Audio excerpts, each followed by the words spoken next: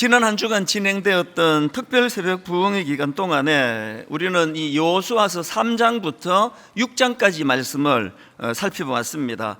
여건이 안 되셔서 참석을 못하신 분들은 이제 홈페이지로 들어가시거나 유튜브에 가면은 그 내용들이 이게 이제 말씀의 흐름이니까요. 그리고 또 공동체적으로 지금 어떤 흐름을 갖고 있는지를 파악하는 게 필요하니까 틈틈이 이제 이 내용들을 좀 살펴보시고 또 함께 은혜를 나누었으면 좋겠습니다.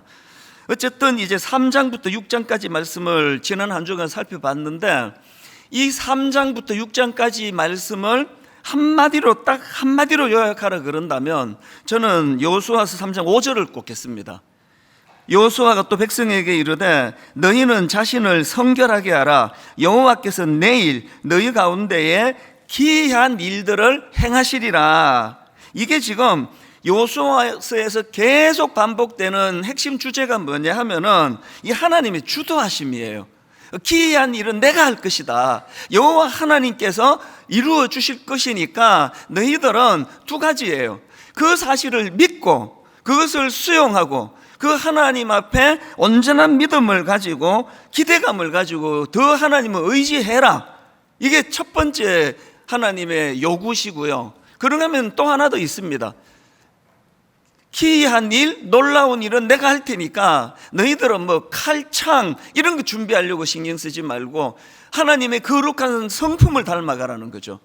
그 거룩하신 하나님이 놀라운 일들을 펼치기를 너희들이 원한다면 그분의 성품을 닮아가야 되는 거 아니냐. 그래서 저희가 지금 교회적으로 거룩과 성숙을 꿈꾸고 있습니다. 왜? 교회가 더 거룩해지면, 교회가 더 성숙해지면 교회 안에서 기이한 하나님의 역사가 더 많이 일어나게 될 줄로 믿습니다.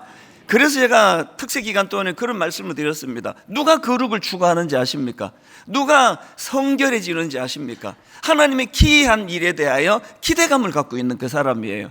그 기대감을 가지고 하나님의 요구하시는 거룩과 성숙을 추구하고 성결을 추구하고, 그리고 무엇보다 중요한 것은 그 하나님의 일하심에 대하여 기대감을 가지고 우리가 그분 말씀 앞에 나아가고 또 말씀을 의지하는 거예요. 더 많이 의지하는 자에게 더 놀라운 일들이 일어날 줄로 믿습니다. 이게 지난 한 주 동안 우리가 살펴본 그 말씀인데요.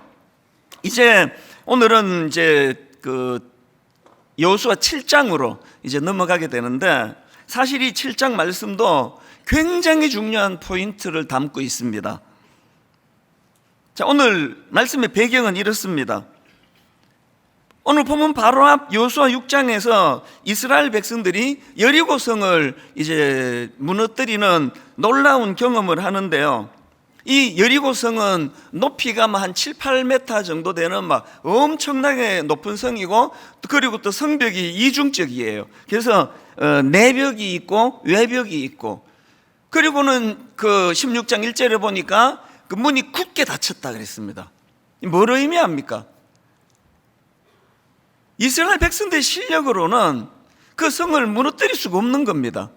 이스라엘 백성들이 갖고 있는 그 장비나 지식이나 그들의 기술이나 그들의 실력으로는 이건 난공불락 그 이름 그 자체예요. 절대로 어떻게 할 수가 없는 상황입니다. 그런데 하나님께서 기적적인 기이한 일을 베풀어 주셔가지고 그들이 여리고성을 무너뜨리는 것을 경험하게 되는 거죠. 그랬더니요, 막 사기가 뭐 이게 우리가 이제 그 축구하다가 갑자기 독일을 이기고 나면은 막 모두가 그 사기가 충만하잖아요. 막 못할 일이 없다. 우리는 그 4강 신화 뭐 이런 이야기 그 2002년도 있었던데 그 월드컵 이야기 지금도 하는 거거든요.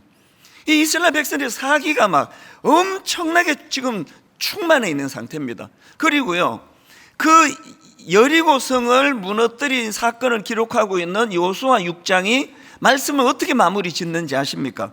맨 마지막에 여호수아 6장 마지막에 27절이 이렇게 말씀을 마무리 짓습니다. 여호와께서 여호수아와 함께 하시니, 그 다음 보세요. 여호수아의 소문이 그 땅에 퍼지니라. 이 뭐 엄청난 일이에요. 이제 뭐 이 백성들의 사기는 말할 것도 없습니다. 그런데 여러분, 사실은요, 이 말씀의 액센트가 그 뒤에 가서는 안 되고요, 이 액센트가 앞에 가야 되는 거거든요. 자, 앞에 액센트를 두고 다시 한번 읽어드릴게요. 여호와께서 여호수아와 함께 하시니, 하나님의 임재가 있었고 하나님의 기이한 일들이 여호수아를 통해서 일어났기 때문에 그런 결과가 나온 거거든요. 근데 오늘 이 여호수아서 7장 살펴볼 이 말씀의 참 비극이 뭐냐면은 그 믿음의 지도자 여호수아조차도 이 액센트가 뒤에가 있는 거예요. 인간인 자기들이 한 거. 그래서 액센트가 뒤에가 있다 보니까 여호와께서 여호수아와 함께 하시는 아주 굉장히 이거 흐지부지, 그리고 강조하는 건 여호수아에 대한 소문이 온 땅에 퍼지는 거. 이게 우리도 가질 수 있는 위험이거든요. 분당 우리 교회를 21년 동안 누가 인도해 주셨나, 어떤 기이한 역사를 일으켜 주셨나, 이게 액센트가 가야 되는데 이건 별로 없고, 오늘날 분당 우리 교회가 이렇게 교회가 커졌다, 강대해졌다, 분당 우리 교회 좋은 소문 많이 났다, 그 소문은 말로도 알 수 없다, 여기에만 액센트가 가면은 우리 교회는 머지않아서 이 7장에서 이스라엘 백성들이 겪는 너무나 비극적인 아픔을 겪게 될 것입니다. 그래서 우리는요, 겪고 정신 차리면 늦잖아요. 그 두들겨 맞기 전에, 그래서 옛날에 우리 맨날 그 엄마들도 맞고 말 들을래, 그냥 말 들을래, 그러면 우리는 꼭 맞고 말을 듣는 쪽을 택하잖아요. 결국은 한 방 맞고는 울면서 잘못했다고 그러는 게 이게 인간인데요. 오늘 여기에서 우리가 굉장히 중요한 메시지가 이겁니다. 안 맞고 말 듣는 길이에요.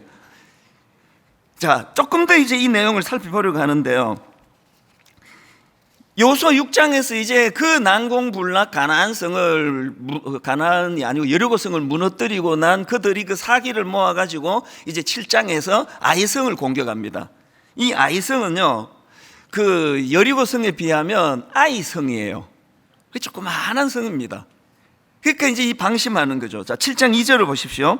여호수아가 여리고에서 사람을 베델 동쪽 벳아웬 곁에 있는 아이로 보내며 그들에게 말하여 이르되 올라가서 그 땅을 정탐하라 하며 그 사람들이 올라가서 아이를 정탐하고, 그리고는 이제 이렇게 보고합니다. 3절. 여호수아에게로 돌아와 그에게 이르되 백성을 다 올라가게 하지 말고 2-3천 명만 올라가서 아이를 치게 하소서. 그들은 소수니 모든 백성을 그리로 보내어 수고롭게 하지 마소서. 여기 지금 벌써 이게 지금 방심하는 게 좀 느껴지잖아요. 여리고성을 앞에 놓고는 막 지도자부터 시작해가지고 아침에 일찍 일어나고 막 하나님께 매달리고 막 은혜를 구하고 그런 열정을 다 했는데, 지금 여기 와가지고는요 벌써 이제 교만이 들어온 거예요. 아이고 뭐 그거 간단하지 뭐, 한 2-3천 명만 보내면 이길 수 있어, 그렇게 보고를 했는데 불행한 게 뭔지 아십니까? 여호수아의 방심이에요. 여호수아는 하나님께 의뢰하지도 않고 묻지도 않고 여쭙지도 않고 여호수아가 자기 마음대로 진격을 선언합니다. 그 얘기 듣고 방심했죠. 그래서 어떤 결과가 나타났느냐 하니까 4절 5절입니다. 백성 중 3천 명쯤 그리로 올라갔다가 아이 사람 앞에서 도망하니 아이 사람이 그들을 36명쯤 쳐 죽이고 성문 앞에서부터 스바림까지 쫓아가 내려가는 비탈에서 쳤으므로, 그 다음 보세요. 백성의 마음이 녹아 물같이 된지라. 저는 이 표현이요 너무 강렬해요. 어느 정도 슬퍼야 이런 표현을 쓸 수 있을까요? 그냥 눈물 한두 방울, 드라마 보다가 눈물 한두 방울 흘리는 걸 보고 이렇게 표현 안 하잖아요. 마음이 녹아 물같이 됐대요. 여러분 이런 거 겪어보신 적이 있으세요? 아마 다 한두 번 있으실 거예요. 저도 이 말씀을 묵상하면서 계속 제 마음에 이 마음이 녹아 물같이 된지라, 저의 20대 초반에 마음이 녹아 물같이 되었던 그 순간들이 떠오르더라고요. 30대가 되고 목회를 한 이후에도 몇 번 그런 일이 있었거든요. 마음이 녹아 물같이 된지라. 참 슬픈 일이에요. 그래서 제가 아까 말씀드렸잖아요. 우리 엄마가, 또 우리 여러분의 또 엄마가 너 지금 맞고 말 들을래, 그냥 말 들을래? 하나님이 이렇게 말씀하시는 것 같아요. 너 마음이 녹아 물같이 된 뒤에 말 들을래, 마음이 녹아 물같이 되기 전에 말 들을래? 우린 여전히 맞고 말 듣는 사람들이에요. 설마 때리겠나 그러면서 버티다가 한 대 맞고 그렇게 하고 이제 울면서 정신 차리는 이걸로부터 우리가 벗어나야 된다. 이게 오늘 본문에 제가 다루고 싶은 핵심입니다. 그 어쩌다가 이 이스라엘 백성들이 이렇게 비참한 자리에 그 조그마한 아이성에게도 패배해가지고 그렇게 동족이 죽고 마음이 녹아서 물같이 되는 그런 실패의 아픔을 그들이 겪을 수밖에 없었는가? 저는요, 이 질문에 대하여 답하기 위해서 묵상하다가 성경 한 구절이 떠올랐습니다. 이게 답이구나. 자, 신명기 8장 12절 한번 보십시오. 내가 먹어서 배부르고 아름다운 집을 짓고 거주하게 되며, 이제 좀 잘 풀렸다는 뜻이죠. 또 너의 소와 양이 번성하며 너의 은금이 정식되며 너의 소유가 다 풍부하게 될 때에, 그때 14절, 너의 마음이 교만하여 너의 하나님 여호와를 잊어버릴까 염려하노라. 이게 마음이 녹아 물같이 된 이유라는 거죠. 여러분 지금 막 뭔가 잘 풀리는 분 계시잖아요. 막 승승장구. 뭐 목회자로서는 저도 인간적으로는 거기에 해당되는 사람인 것 같아요. 많은 사람이 뭐 부러워하고, 또 특세도 보니까 막 이번에 막 한 번 제가 총동원령을 내렸더니 딱 출석이 작년에 2배예요. 너무 신났습니다. 그래서 제가 지난 한 주 내내 마음이 녹아 물같이 되었더라. 이걸 제가 몇 번이나 되뇌었어요. 왜? 지금이 너무 좋은 때인데 방심하면 이게 저에게 이게 굉장히 위험한 때거든요.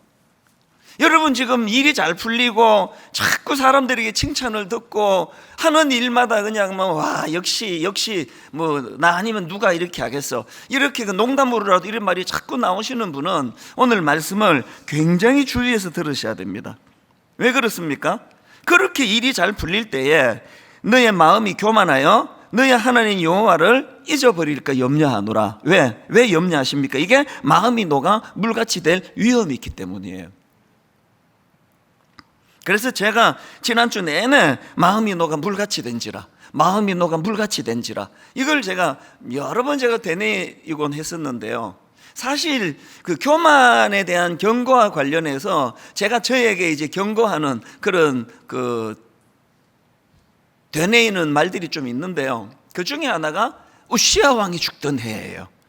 이게 벌써 제가 우시 말이 좀 많이 했던 딱 나오잖아요. 이게 길이나 있잖아요. 제가 등산을 가다가 또 길을 걷다가 차를 운전하다가 저에게 독백을 해요. 우시야 왕이 죽던 해. 그리고는 꼭 말을 붙입니다. 사조 이찬수, 너 정신 차려라. 우시야 왕이 죽던 해. 너 까불다 큰일 난다. 운전하고 가면은 뭐 저한테 뭐 뭔 소리라도 뭐 상관없잖아요. 우시야 왕이 죽던 해. 너도 정신 안 차리면 이렇게 돼? 제가 왜 우시야 왕이 죽던 해라는 이 표현을 제가 교만해지지 않도록 저에게 경고하는 메시지로 썼는가 하면은요, 이 우시야 왕이 누군가 하면, 한마디로 말해서 우시야 왕은 처음에 잘 나가다가 마지막에 교만해져서 망한 사람이에요. 우시야 왕. 그 표현이 우시야 왕이 죽던 해입니다. 초기에는요, 하나님도 그를 인정할 정도로 반듯한 사람이었습니다.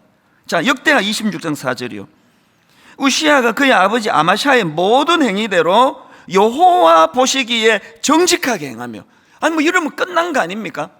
하나님이 얘는 참 정직해. 이 우시야가 그런 평가를 받던 사람이에요. 또 정치도 잘했습니다. 역대하 26장 8절을 보십시오. 암몬 사람들이 우시야에게 조공을 바치매 우시야가 매우 강성하여 이름이 애굽 변방까지 퍼졌더라. 세 번역으로 보니까 그의 이름이 저 멀리 이집트 땅에까지 퍼졌대요. 이 대단한 사람 아닙니까? 하나님은 정직하다고 칭찬하시고, 백성들은 막 우리 우시야 왕 막 엄청 그렇게 떠받들던 왕이 이게 우시야예요. 이게 뭐 한번 사람으로 태어나가지고 이렇게 그냥 승승장구하고 모든 사람들에게 인정받고 이러면 이게 뭐 얼마나 이게 대단한 성공한 겁니까? 모두가 꿈꾸는 거 아닙니까? 그런데 여러분, 이렇게 성공해 보신 분은 다 아실 거예요. 이렇게 인생의 전성기가 오고 모두가 칭찬하고 그렇게 떠받들고 하면 초대도 안 했는데 쓱 내 마음에 들어와 자리를 둥지로 트는 놈이 하나 있어요. 그게 교만이란 놈이에요. 그래서 쓱 내 자리에 들어와요. 그럼 언제 내가 이거 초대한 적도 없는데 교만한 거죠. 21년 전에 분당 우리 교회를 개척하고 저는 그때 어른 사역을 안 하고 있기 때문에 굉장히 어려운 시간을 보냈거든요. 제 마음으로. 그래서 너무 긴장하고 두려워하고 그랬는데 한 1년이 지나면서부터 우리는 학교 빌려가지고 쓰고 건물도 없고 주중에는 모일 때도 없는데 신기한 일이 벌어졌어요. 그때 이제 지금도 그렇잖아요. 여기 분당 우리 교회라는 입간판도 없고 아무것도, 주중에는 교회가 흔적도 없어지는데 너무나 신기하게도 한 1년 지나면서 사람들이 막 들이퍼부어지는 거예요. 이게 무슨 일인지 정말 어리둥절했습니다. 그랬더니 이제 그때부터 이제 신학생들도 많이 오고 언론에서 인터뷰도 하러 오고 굉장히 교회가 이제 알려지기 시작했습니다. 그랬더니요, 영이 밝은 사람들이, 또 그중에 또 저를 아끼는 사람들이 여러 명이 저한테 와서 정말 권면을 했어요. 목사님, 교만해지시면 안 됩니다. 목사님, 교만하시면 안 됩니다. 어떤 분 이렇게 이야기하시더라고요. 목사님, 초심을 지켜야 됩니다. 이분들이 보니까 위태위태했는 것 같아요. 목사님, 초심을 지켜야 됩니다. 어머니는 좀 더 과격하게 말씀하셨어요. 너 교만하면 죽는다. 아마 우리 어머니가 저 죽인다는 뜻이 아니고요, 교만하면 망한다는 거죠. 그러면서 어떨 때는 그 교만한 걸 기정사실화 해놓고, 어머니는 미국 사시고 난 한국 사시는데 알지도 못하시는데 너 요새 교만하지? 이런 식으로. 이상하잖아요. 그걸 확정을 지어놓고 야단치는 거예요. 가정해서. 마치 교만해야만 되는 것처럼.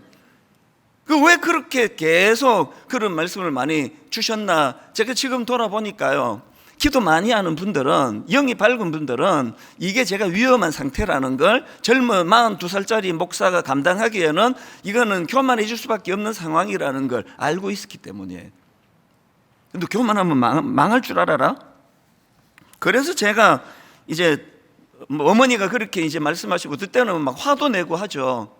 왜 알지도 못하시면서 내가 교만한지 엄마는 어떻게 아세요? 이런 식으로 대들기도 하고 그랬었던 것 같아요. 제 기억에 억울했거든요. 그러고 나서 제가 알았죠.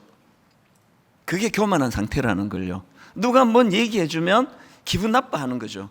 왜 알지도 못하면서 왜? 그래서 제가 하나 알은 게 있는데요, 깨달은 게, 교만한 사람의 100% 공통점이 자기가 교만한 걸 몰라요.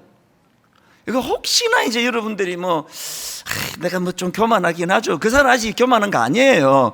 교만한 사람이 절대 그렇게 말할 수가 없습니다. 교만한 사람은 자기가 교만한 걸 모르는 놀라운 경지까지 가는 거죠. 자기만 빼고 다 아는데.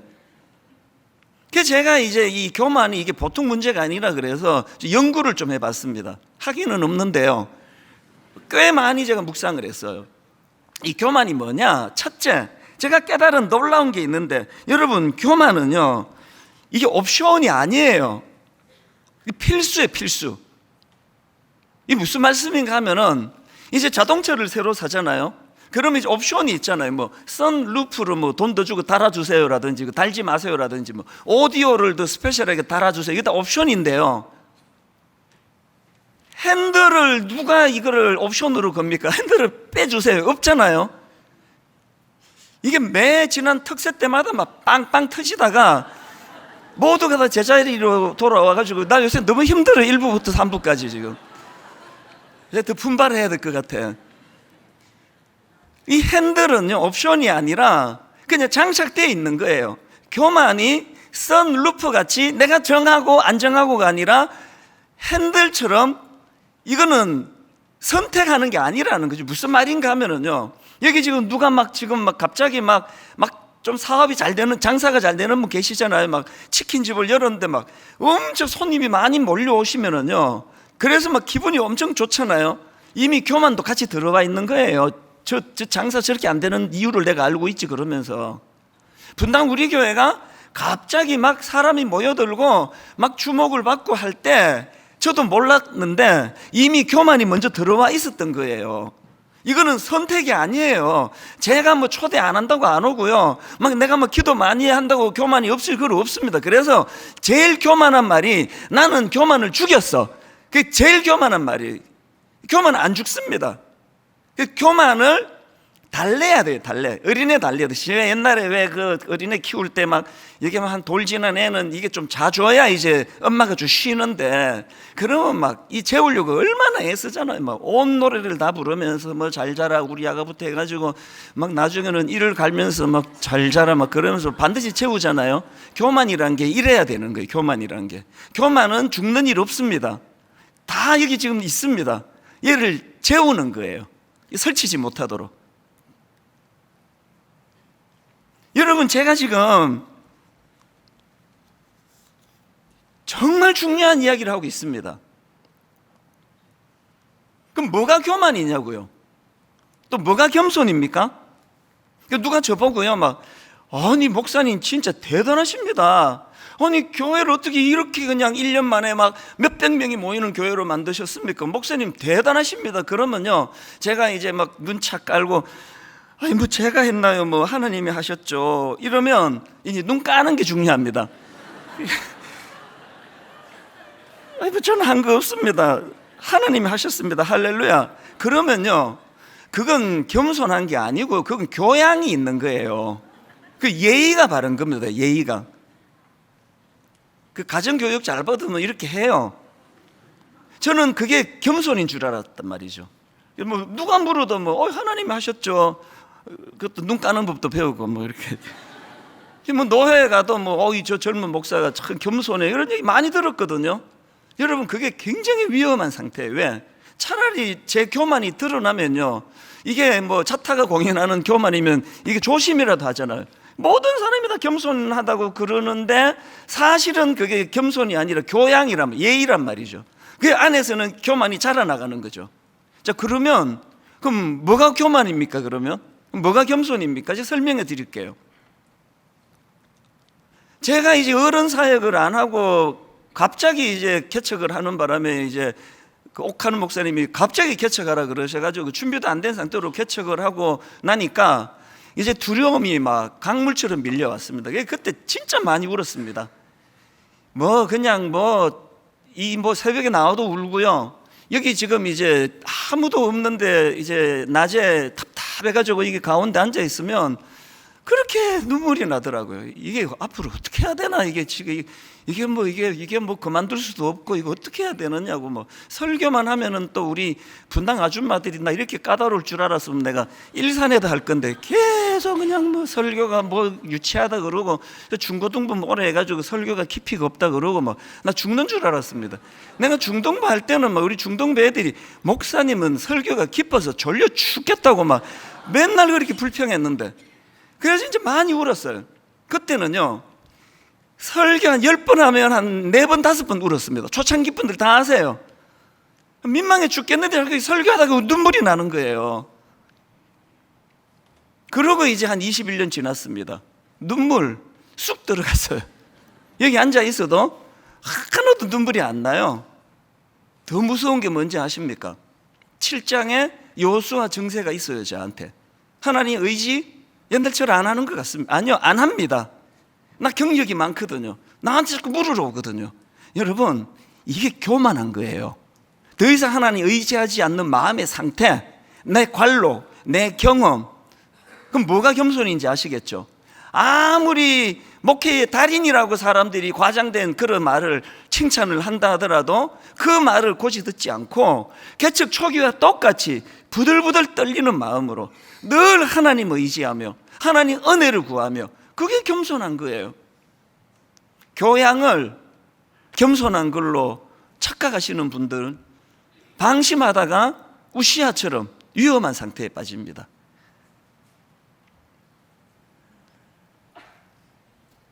이런 면에서 우리가 이제 이 교만의 문제를 돌아보니까요, 한 가지만 더 살펴볼까요? 교만과 관련해서. 교만은요, 이게 왜 위험한지 아십니까? 교만은 이게 교양의 문제가 아니라 이게 생존의 문제라는 거죠. 자, 우시아 왕의 모습을 한번 보세요. 왜 이 교만이 위험한가를 우시아 왕을 보면 알 수 있습니다. 역대하 26장 5절입니다. 하나님의 묵시를 밝히 아는 서가랴가 사는 날에 하나님을 찾았고, 그 다음 보세요. 그가 하나님을 찾을 동안에는 하나님이 형통하게 하셨더라. 저는 이걸요 이렇게 고쳐서 읽습니다. 이렇게 고쳐 읽어도 전혀 문제가 없습니다. 저는 이걸 이렇게 읽습니다. 하나님의 묵시를 밝히 하는 스가랴가 사는 날에 하나님을 찾았고, 그 다음 이렇게 읽어요. 그가 하나님을 찾을 동안에만 하나님이 형통하게 하셨다. 전 이걸 그렇게 읽습니다.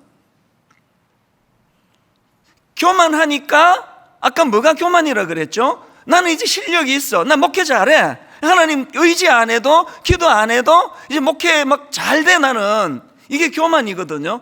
그렇게 우시아를 보니까 그가 언제 하나님이 형통하게 하셨다고요? 그가 여호와를 찾을 동안에만 그를 형통하게 하셨다는 거죠. 그래서 나중에 교만해지니까, 다른 말로 하나님을 의지하지 않고 하나님을 찾지 않으니까 나중에 그가 교만해서 그래서 저주를 받아 죽어버리는 거거든요. 제가 왜 우시아 왕이 죽던 해에, 우시아 왕이 죽던, 이거 왜 이렇게 자꾸 되낼까요? 이거는요, 교양의 문제가 아니라, 있어도 되고 뭐 없어도 상관없는 그런 게 아니라, 겸손은요, 또 교만은요, 이게 생존의 문제예요. 우리가 영적으로 죽고 사는 게 문제입니다.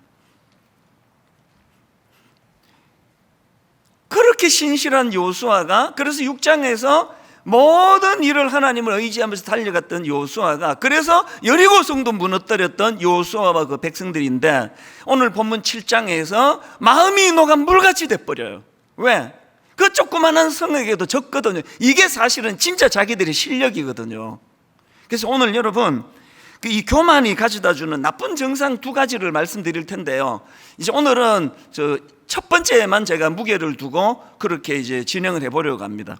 두 가지 나쁜 정상 중에서 첫 번째 정상이 뭐냐? 이 교만은요, 우리로 하여금 하나님의 다스림을 망각하게 만들어요. 자, 이게 무슨 말인지 설명을 드릴게요. 제가 오늘 본문을 보니까요, 이 여리고성을 무너뜨리는 과정을 담은 요수아 6장하고 아이성에 비참하게 패배해서 마음이 녹아 물같이 되는 절망에 빠지는 7장하고를 비교해 보니까 차이점이 딱 하나 있더라고요. 차이점이 그 딱 하나예요. 그럼 무슨 차이가 있느냐 보니까, 이제 여리고성을 무너뜨리는 과정을 담은 6장에 보니까 거기에 하나님의 이름이 계속 등장을 해요. 자, 한번 보세요. 요수아 6장 1절은요, 그 여리고성을 문을 걸어 잠그었더라로 시작해요. 이게 이제 절망으로 시작을 하는데, 그랬더니 바로 그 다음 2절을 보십시오. 요수아 6장 2절. 여호와께서, 여기도 여호와 이름이 나옵니다. 여호와께서 요수아에게 이르시되, 보라, 내가 여리고와 그 왕과 용사들을 너의 손에 이미 넘겨주었다. 과거형이에요.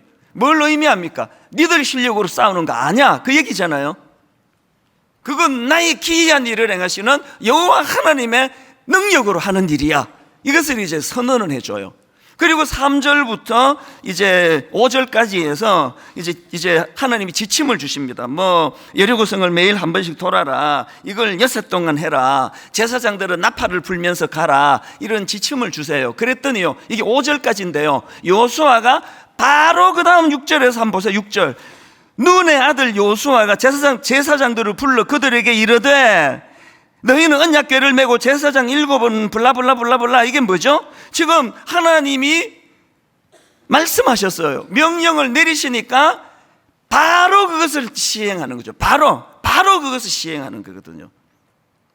이런 식으로요, 이 여리고성을 공격하는 내내 하나님이 등장하시고, 하나님의 이름이 나오시고, 하나님이 지침을 주시고, 하나님이 그들을 안도시켜 주시고, 거기에 반응하고 순종하는 여호수아와 백성들의 모습이 6장 내내 나오는데요, 7장에 가서는 하나님이 등장하지를 않습니다. 눈 씻고 봐도 등장하지 않습니다. 여호수아가 이제 정탐꾼을 보내요. 이제 아이성을 치기 위하여. 그래서 이제 그 간첩 몇 명을 보냈더니 돌아와가지고 굉장히 낙관적인 보고를 합니다. 7장 3절. 여호수아에게로 돌아와 그에게 이르되, 백성을 다 올라가게 하지 말고 2-3천 명만 올라가서 아이를 치게 하소서. 그들은 소수이니 모든 백성을 그리로 보내어 수고롭게 하지 마옵소서. 지금 방심하게 막 느껴지지 않으세요?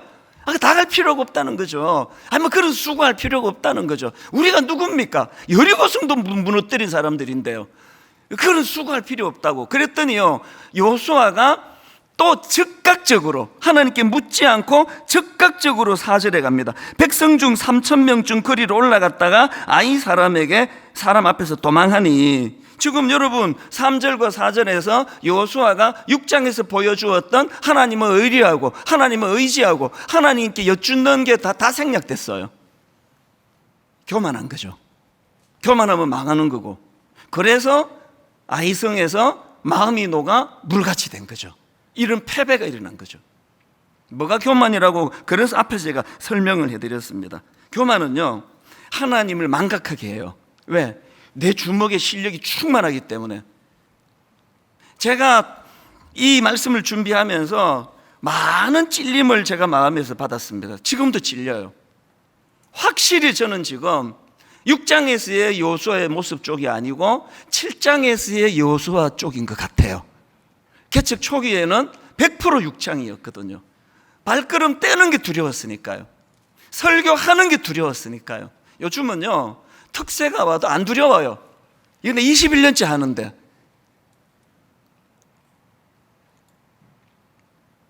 제가 어제 그 토요일 날 특세 마지막 날에 드린 말씀이 있는데요, 여리고성을 무너뜨리는 과정에서 그 명령 하나가 나오는데요, 그게 여호수아 6장 10절입니다. 한번 보십시오.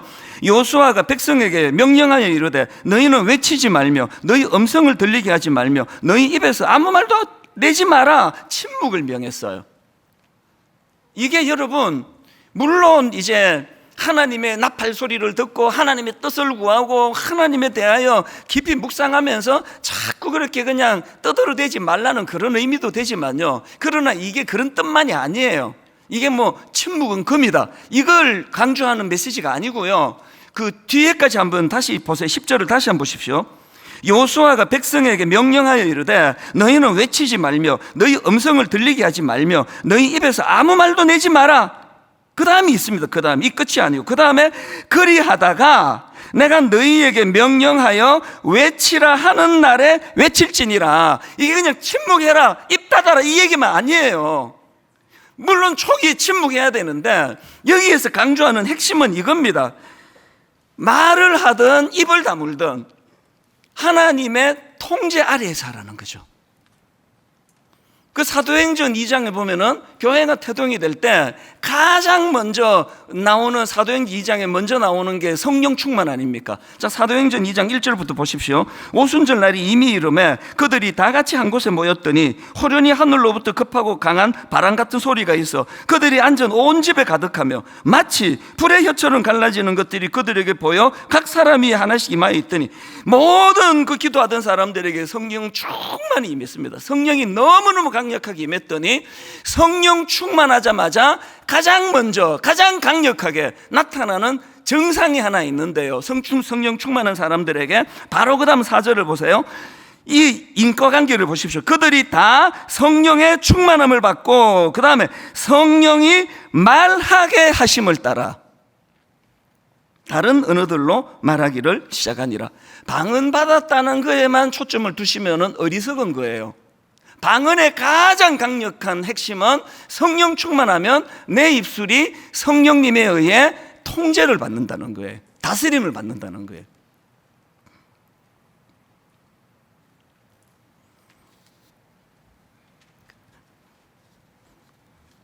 가정에서요, 그 자녀 교육을 하는데 이 성령에 의해서 입술이 통제되지 않는 엄마 아빠 때문에 아이들이 엄청 상처를 받아요. 그래서 이제 막 혈기가 나면은 막 이제 부부 싸움하고 막 남편은 회사 출근하고 막 이 아내는 막 열받아가지고 씩씩거리고 있는데 이게 지 아버지를 쏙 빼닮으면 큰애가 눈에 띄어요. 그러면 막 이제 막 들이퍼부어요. 이게 지혜비 닮아가지고 막 그러면서 네가 도대체 뭐 씻지도 안 하고 뭐 안 하고 막 다다다다다다다 하고 꼭 끝에 한마디를 붙이세요. 다 네 잘되라고 하는 거 잘되라고 엄마가 이렇게 야단치는 거 알지? 여러분, 그건 거짓말이에요. 그 순간만큼은요, 잘되라고 한 게 아니라 혈기로 했습니다. 우리가요, 부부 싸움할 때 저는 주례받으러 오는 그 예비 신랑 신부에게 종종 그런 이야기예요. 지금부터 싸워라 그래요. 신혼여행 가서 미친 듯이 싸우라 그래요. 신혼 초기는 싸우는 거다 원래. 자기를 알리는 게 이게 싸움이다. 그런데 룰을 가지고 싸우라 그래요. 여러분, 부부싸움은 자기를 알리는 신호예요. 여보, 그렇게 하니까 내 마음이 안 좋아. 이걸 알리는 거거든요. 근데 왜 부부싸움 하면서 그렇게 서로를 다치게 만드느냐? 룰 없이 싸우기 때문에 그래요. 여러분, 부부싸움을 원하시면은요, 성령 충만을 구하세요. 성령이 통제하시는 말씀을 가지고. 여러분 표정이 그래갖고 무슨 싸움이 되느냐고 그러는데, 글쎄요, 되던데요.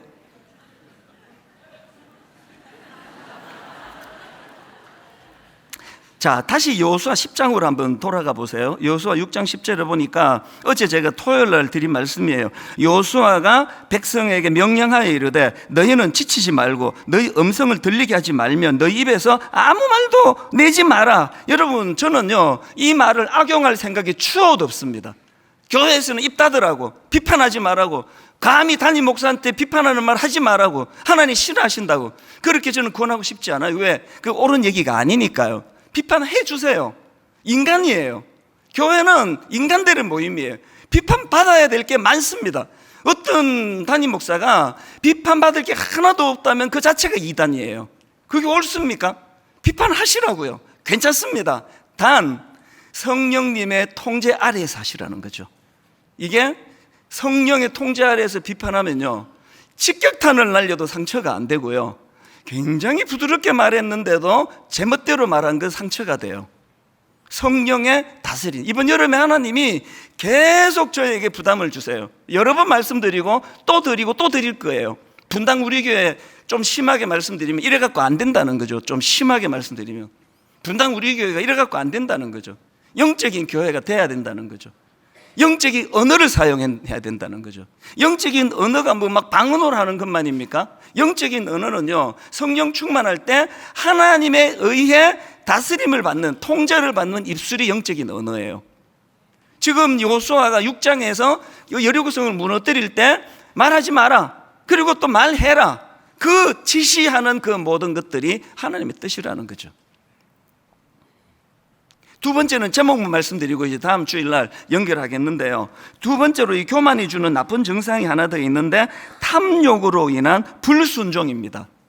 여호수아 7장 1절만 읽고 마칠게요.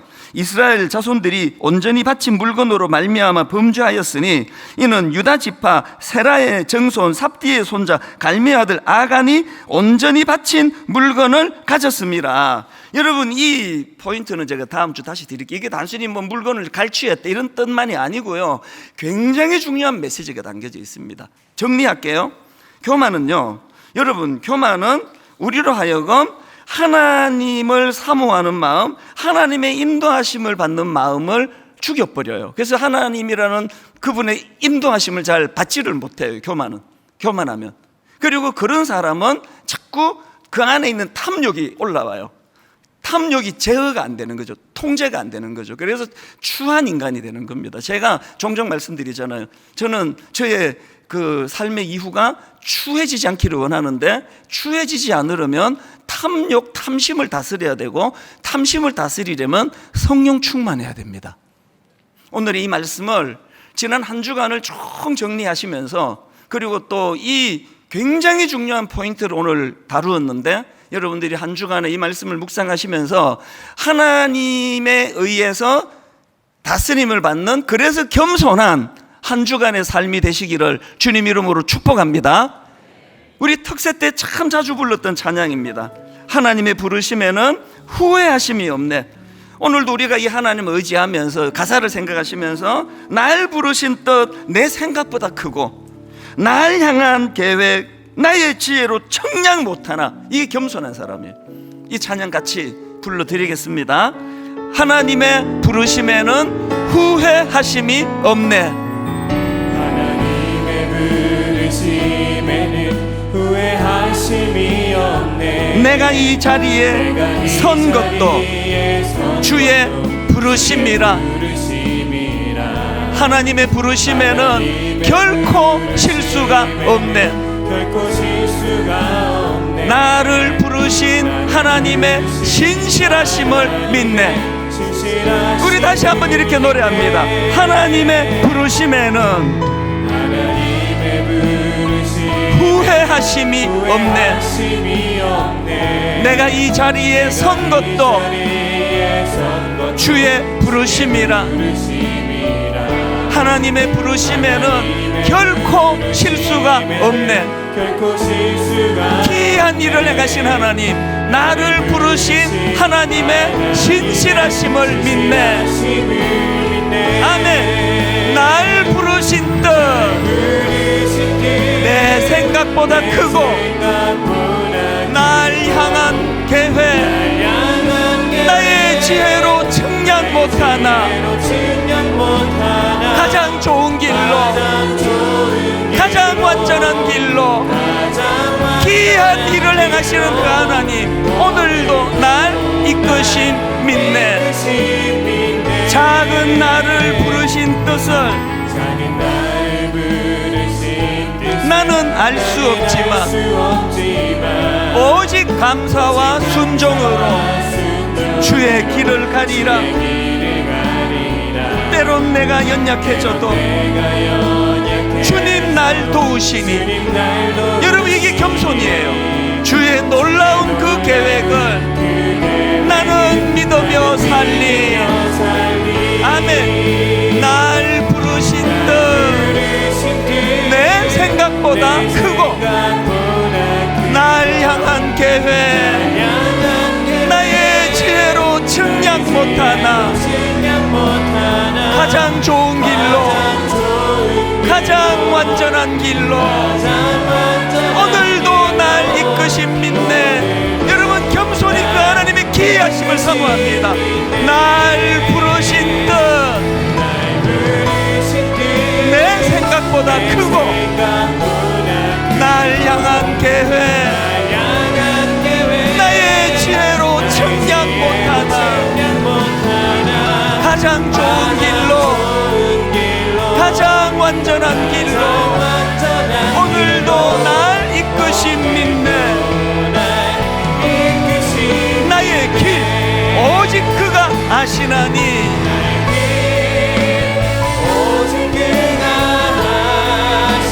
나를 단련하신 후에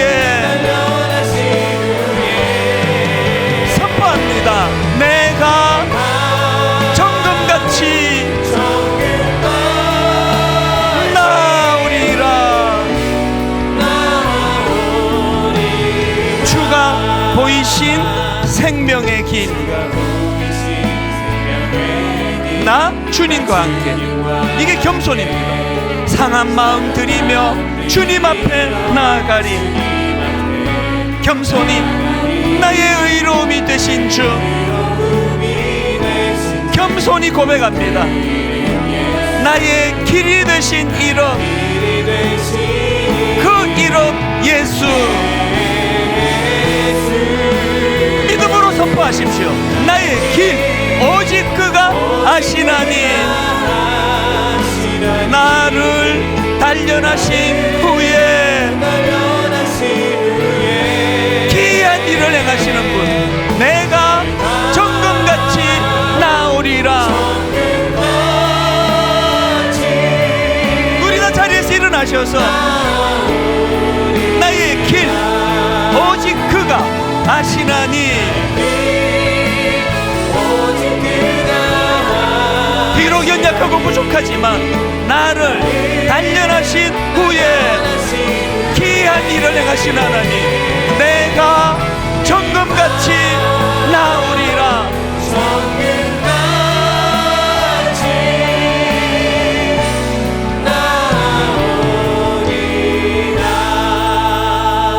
여러분 인생길을 좀 쉽게 가셔야 돼요. 그 마음이 너무 물같이 되고 하는 것마다 마음에 아파 눈물 흘리고 괴로워하고 피하셔야 되잖아요. 여호수아서 7장에 여호수아와 이스라엘 백성이 갔던 그 길이 아니라 여호수아 6장에서 자기 연약함을 인식하고 한 걸음 한 걸음 하나님께 여쭙고 의뢰하고, 그분이 늘 나를 인도해 주셔서 네가 참 부족한 게 많지만 걱정하지 마라. 여리고 그거 내가 무너뜨린다. 너 애쓸 거 없다. 기이한 일 내가 한다. 너는 거룩과 하나님 앞에서의 성숙을 꿈꾸어라.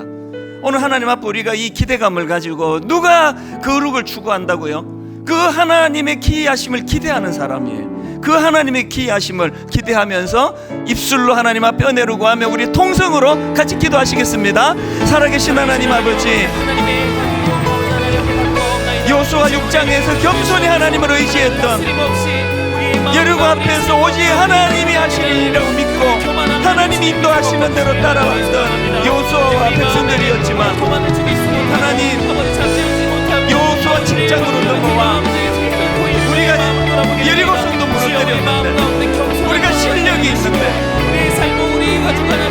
여호수아 7장에서 하나님을 찾지 않고 하나님께 의뢰하지 않고 하나님께 여쭙지 않고 자기들 생각, 자기들 판단으로 하나님 그렇게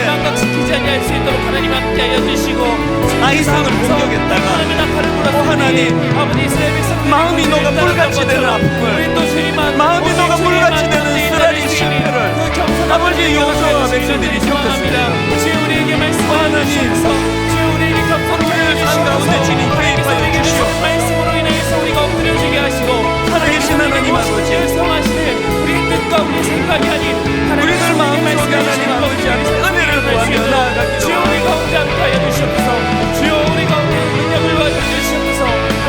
살아계신 하나님 아버지, 우시아 왕이 죽었도록 우시아 왕이 죽기 전에 우시아 왕이 죽던 해 하나님 앞에 교만하지 않기를 원합니다. 어떤 아버지 일이 잘 되고 어떤 사람들의 칭찬이 있다 할지라도 하나님, 하나님 없이는 살 수 없는 인생을 고달하게 하여 주시오. 우시아 왕이 죽던 해 마음이 녹아 물같이 되었고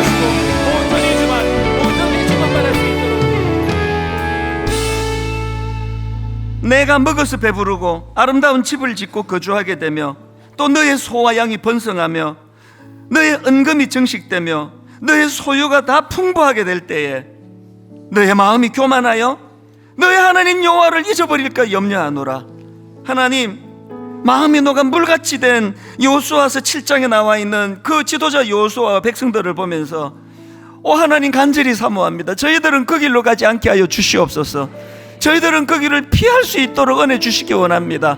그래서 여호수아 6장에서 여호수아가 보여주었던 하나님을 의지하고 또 하나님을 의지하고 하나님께 묻고 하나님이 주시는 답을 따라 바로 그것을 순종하며, 하나님 여호수아 6장에서 내 힘으로 할 수 없었는데 하나님의 기이한 일들이 우리 인생에 나타나 내 인생을 가로막고 있는 여리고성이 무너지는 기적을 오늘 모든 성도님들 한번 맛보게 하여 주시옵소서. 우시아 왕이 죽던 해에 교만은 우리를 망하게 만든다는 사실을 기억하고, 뭐가 교만이냐 물으면 교양이 교만이 아니라 철저하게 하나님을 의지하는 마음의 태도가 그게 겸손이라고. 하나님, 아무리 일이 잘 풀리고 아무리 많은 사람들이 칭찬한다 할지라도 여전히 참 부들부들 떨리는 마음으로 하나님을 의지하며 나아가도록 인도하여 주시옵소서.